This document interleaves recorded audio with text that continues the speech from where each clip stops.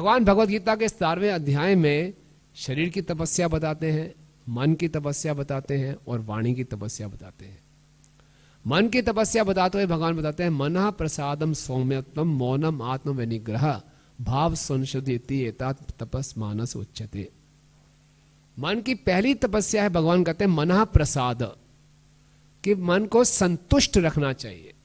ये एक तपस्या है, यानी कि मन अपने आप संतुष्ट नहीं होगा, मन को संतुष्ट रखना पड़ता है, तपस्या करनी पड़ती है, तपस्या अपने आप हो नहीं जाती। परसों 1 जनवरी को एकादशी है, तो एकादशी का व्रत रखना पड़ता है, अपने आप एकादशी नहीं हो जाती, ठीक है ना, तपस्या करनी पड़ती है। इसी ढंग से हम समझते हैं हम संतुष्ट कब होंगे, जब हमारे मन की इच्छाएं पूरी हो जाएंगी।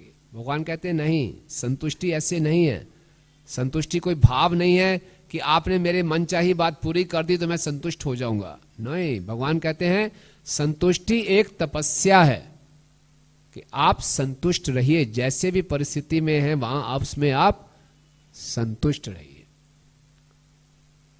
हमारे आचार्यगण बताते हैं कि 3 चीजों में हमेशा हर किसी को संतुष्ट रहना चाहिए। और क्यों 3 चीजें क्या हैं? पहली चीज, जैसे पति या पत्नी प्राप्त हो उसमें संतुष्ट रहो। दूसरा, जितनी आय मिल रही है स्वतः उसमें आप संतुष्ट रहो। और तीसरा, जैसा भोजन प्राप्त हो रहा है उसमें आप संतुष्ट रहो। आज के हम समाज में देखते हैं इन 3 ही चीजों में असंतुष्टि है ना। कोई भी अपने पति पत्नी से संतुष्ट नहीं है। अगर आप सर्वे कर लेंगे और देखिए कितने डाइवोर्स रेट्स बढ़ गए हैं, और समाज में कोई भी संतुष्ट नहीं है एक दूसरे से, और इसीलिए घर घर में क्लेश है। तो क्या है, जैसा धर्मपति पत्नी मिले हैं उसमें आप संतुष्ट रहिए। दूसरा क्या, जितने आपकी आय है उसमें आप संतुष्ट रहिए।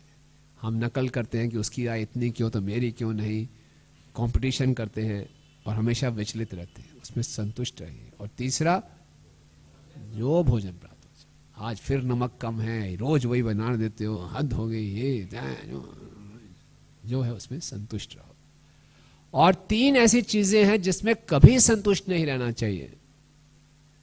वो क्या है? भगवान का नाम लेने में।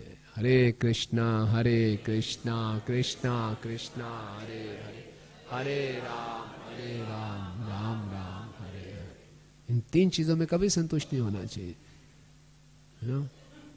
ये नहीं कि हो तो गई 16 माला, नहीं, मैंने आपको 1 माला का प्रॉमिस किया था। कई बार भक्तों से जबरदस्ती करते, करो शुरू तो करो, तो कहते ठीक है, ये आप इतना कह रहे हैं तो 1 माला, है ना।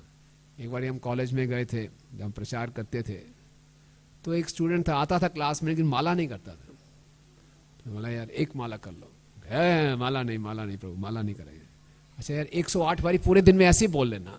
108 बारी? नहीं, बिल्कुल नहीं। तो मैंने कहा कितना बोलोगे यार? कहता 1 मंत्र बोलूंगा। बहुत कन्विंस करने का प्रयास किया तो 1 मंत्र बोलना शुरू किया उसने। फिर मिलते थे कुछ महीने का, प्रभु कितने मंत्र? 1 मंत्र, कुछ तो बढ़ा दो। ठीक है 4 मंत्र बोलूंगा। फिर 8 मंत्र पे आ गया। तो धीरे धीरे करते करते वो 64 मंत्र पे आ गया। माला नहीं करूंगा। तो एक बार हम ऐसे थे, तो मित्र के साथ खड़े थे, तो मंदिर में आया, फंक्शन था कोई, तो मैंने कहा और कैसे है प्रभु? कहता हाँ 64 चल रहा है। तो जो साथ में बैठे थे बोले यार मान के क्या प्रचार कर रही हो, ये स्टूडेंट 64 माला कर रहा है। मैं 64 माला नहीं 64 मंत्र कर रहा है। तो कई बार थोड़ा सा मंत्र लेके उसमें संतुष्ट हो जाते हैं। नहीं, ज्यादा से ज्यादा कीर्तनीय सदा हरे।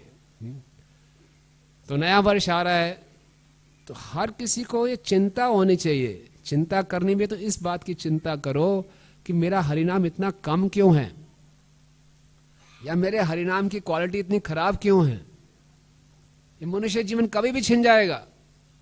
और क्या मेरी अब इस समय स्थिति है कि इस समय मृत्यु आई? भगवान कहते हैं अंत काले च मामेव स्मरण मुक्त्वा कलेवरम या प्रियाति से मद भावनाति अस्यत्र संशय। क्या अंत काल में मैं भगवान का स्मरण कर पाऊंगा? ये चिंता होनी चाहिए। क्या मेरी चेतना इतनी उत्कृष्ट है? नहीं। अभी भी मेरे मन में तरह तरह के विषय घूम रहे हैं, कामुक इच्छाएं हैं, तो कैसे मेरा उद्धार होगा? अगर इसी समय मेरी मृत्यु हो गई और मेरे मन को चेक किया जाएगा मन में क्या भाव हैं, तो बहुत खतरनाक बात है। पता नहीं मैं किस योनि में जाऊंगा। डरना चाहिए, इसकी चिंता होनी चाहिए। इस चिंता कैसे दूर हो सकती है? ज्यादा से ज्यादा हरि नाम लेकर। तो इसलिए हरि नाम में संतुष्टि नहीं होनी चाहिए, ज्यादा से ज्यादा हरि नाम में। दूसरा, सेवा करने में कोई संतुष्टि नहीं होनी चाहिए।